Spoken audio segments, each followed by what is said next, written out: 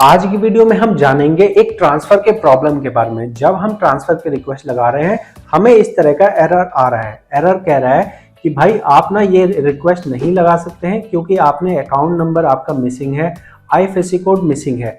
अगर ये normal case होता तो मैं आपको दिखाता हूँ कि ये किस तरह से नजर आता।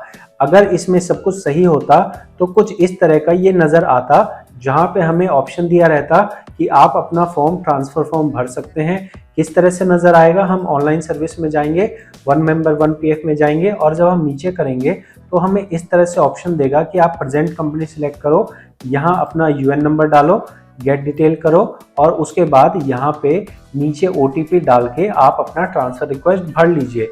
लेकिन जब होना ये चाहिए तो हमारे पास इस तरह का यहाँ एरर क्यों आ रहा है, इसका क्या कारण है कि हमें ये एरर आ रहा है। तो मैं आपको हिंदी में इसका मतलब समझा रहा हूँ कि क्योंकि आपने अपना अभी फिलहाल बैंक अपडेट नहीं किया है, इस वजह से आप अपना ट्रांसफर फॉर्म नहीं भर पा रहे हो। हालांकि ट्रांसफर फॉर्म भरने के अंदर आपके बैंक खाते में पैसे नहीं आने हैं, लेकिन ये पीएफ वालों की मनमर्जी है कि उसके बाद भी ये कह रहे हैं कि आप अपना बैंक अपडेट कीजिए। भाई जब बैंक में पैसे ही नहीं देने, हमारा आधार कार्ड लगा हुआ है, हमारा पैन कार्ड लगा हुआ है, तो तुमको यहाँ पे एक अकाउंट से दूसरे अकाउंट पीएफ अकाउंट में ट्रांसफर करने हैं तो बैंक का क्या अचार डालोगे।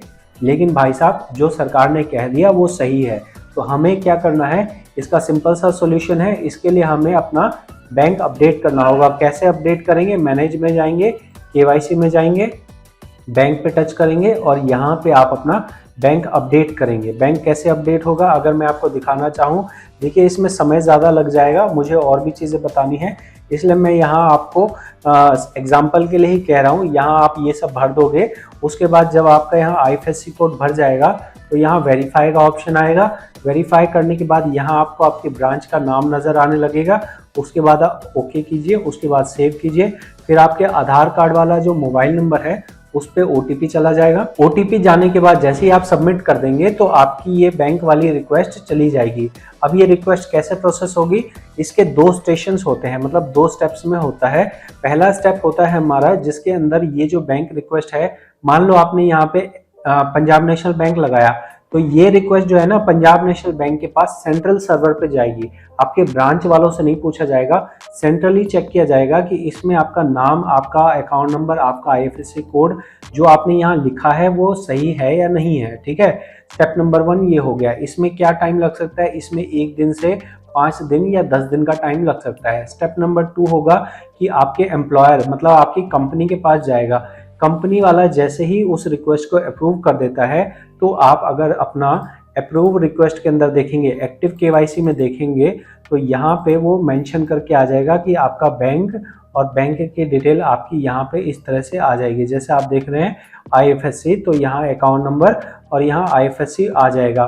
उसके बाद अगर आप अपना यही ट्रांसफर की रिक्वेस्ट खोलोगे तो आपको इसी तरह से पेज नजर आएगा जहां आपको प्रेजेंट एम्प्लॉयर सेलेक्ट करना है। मोस्टली केस में प्रेजेंट एम्प्लॉयर सेलेक्ट करते हैं।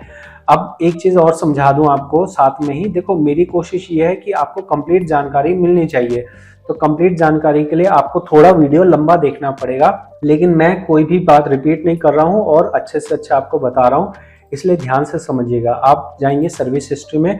अब सर्विस हिस्ट्री के अंदर आप देख सकते हैं कि यहाँ पे हमारे पास 4 सर्विसेज हैं। तो 4 सर्विस में जो हमारा ट्रांसफर होता है ना, ऐसा स्टेप बाय स्टेप नहीं होता है। जो सबसे लास्ट कंपनी होती है, स्टेप बाय स्टेप मतलब क्या हुआ, बोल तो दिया। देखो स्टेप बाय स्टेप मतलब ऐसा नहीं कि 1 से 2 में, 2 से 3 में, 3 से 4 में, ऐसा नहीं होता है। इस तरह से होता है, मान लो आपने आज के दिन में डिसाइड किया, 2023 में डिसाइड किया, और अब अगर आप ट्रांसफर फॉर्म भरोगे तो आपके पैसे सीधे 1 नंबर से 4 नंबर में आएंगे, 2 नंबर से 4 में आएंगे, 3 से 4 में आएंगे। तो जो सबसे लास्ट वाली आईडी होगी ना उसमें आपके पैसे आएंगे। तो यहाँ आपको इतना समझना है कि आपको अपना प्रेजेंट आईडी सिलेक्ट करनी है। जब आप प्रेजेंट आईडी सिलेक्ट करोगे तो मान लो ये वाला केस है जिसके अंदर 4 कंपनियां हैं, 1 2 3 4, तो आप जब प्रेजेंट कंपनी सिलेक्ट करोगे तो आपको तीनों कंपनी के फॉर्म जो है वो आपके प्रेजेंट कंपनी में चला जाएगा, और जब प्रेजेंट कंपनी ओके कर देगी उसके बाद ये आगे पीएफ ऑफिस में चला जाएगा। तो ये था कंप्लीट प्रोसेस जो मुझे आपको इस एरर के बारे में बताना था। और ट्रांसफर के लिए आगे क्या स्टेप्स होते हैं, अगर आपको ये जानना है तो मेरी अगली वीडियो देख लीजिए। इसके अलावा आपको ये वीडियो कितनी समझ आई है फीडबैक में मुझे बताइए। और अगर आप पर्सनली मुझसे कंसल्ट करना चाहें, कंसल्ट मतलब सलाह मतलब ये ऐसा नहीं है कि आप मेरे को कोई फीस देंगे और मैं जादू से आपका ठीक कर दूंगा। अगर मान लीजिए आपको कोई परेशानी आ रही है, कोई समझने में नहीं आ रहा है, तो आप मुझसे उस बारे में सलाह एडवाइस ले सकते हैं फीस पे करके।